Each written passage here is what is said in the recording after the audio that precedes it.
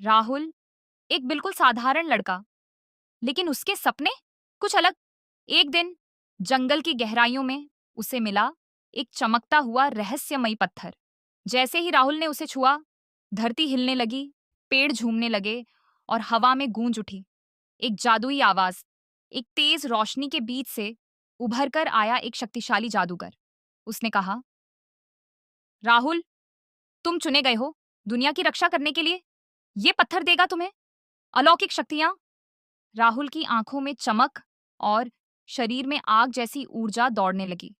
वो आकाश में उड़ उठा, एक नए हीरो की तरह।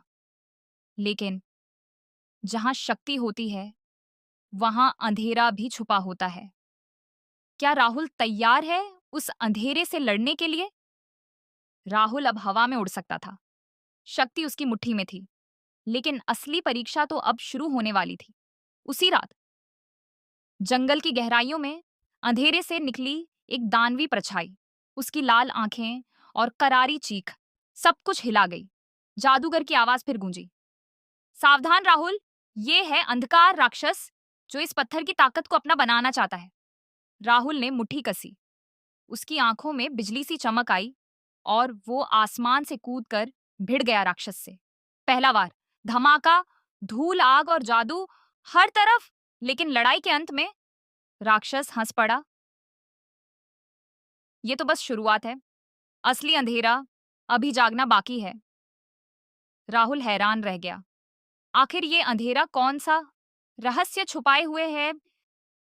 अंधकार राक्षस गायब हो चुका था, लेकिन राहुल जानता था ये सिर्फ एक तूफान से पहले की खामोशी है।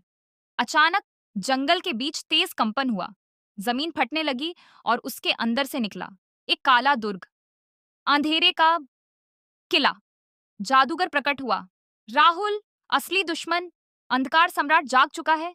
वो पूरे संसार की रोशनी निगलना चाहता है।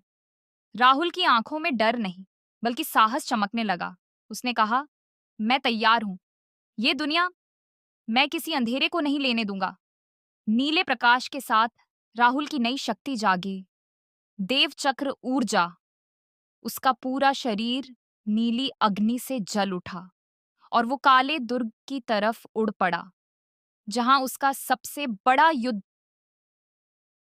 उसका इंतजार कर रहा था। काले दुर्ग के द्वार खुल चुके थे, आसमान लाल हो गया और हवा में सिर्फ युद्ध की गंध थी।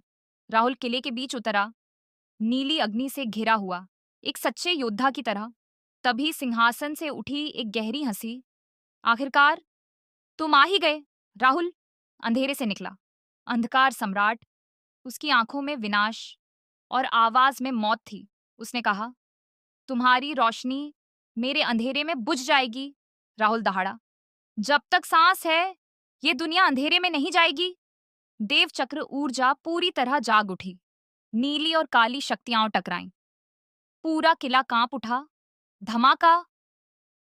लेकिन धुएं के बाद कौन खड़ा था?